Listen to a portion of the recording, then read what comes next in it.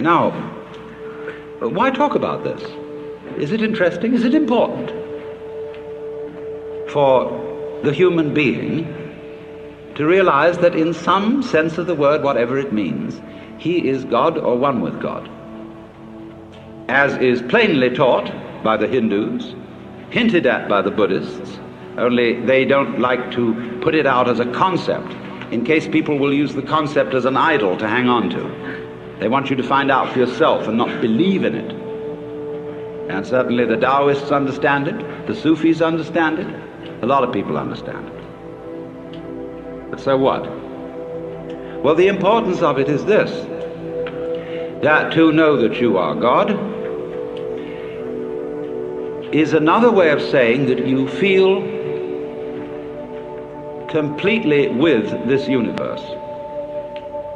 You feel profoundly rooted in it and connected with it.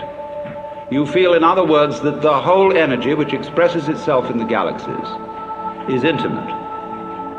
It is not something to which you are a stranger, but it is that with which you, whatever that is, are intimately bound up. That in your seeing, your hearing, your talking, your thinking, your moving, you express that which it is which moves the sun and other stars. And if you don't know that, if you don't feel that, well, naturally you feel alien, you feel a stranger in the world, and if you feel a stranger, you feel hostile. And therefore, you start to bulldoze things about, to beat it up, and to try and make the world submit to your will, and you become a real troublemaker. So I feel also one reason why you become hostile is that feeling that you were just brought into this place, that your father and mother went up to some monkey business that they probably shouldn't have done, or it was bad rubber goods, and as a result of this, here you are, and you didn't ask to be here. Well, you always feel you can turn around and blame them. You can blame somebody.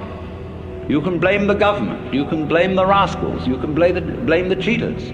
Always supposing you yourself aren't a rascal, which is long odds. You always can blame someone and say,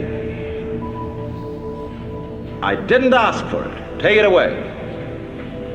And yet, very few people are all too ready to take it away. Camus said that the only serious philosophical problem is whether or not to commit suicide. And if you don't say take it away, what are you going to do? You've really got to assume responsibility for it. You've got to say yes to what happens. It's my karma. And that doesn't mean merely, there are many misinterpretations of the doctrine of karma. It's usually and popularly understood is that what happens to you, either fortunate or unfortunate, is the result of good or bad deeds in a previous life. Well, that's popular superstition. The real meaning of karma, the word in Sanskrit means simply doing. And if I say of an event it is your karma, it is saying it is your doing. So the exposition, a book which would expound karma, would be not so much a whodunit as a you-done-it. But that seems fantastic.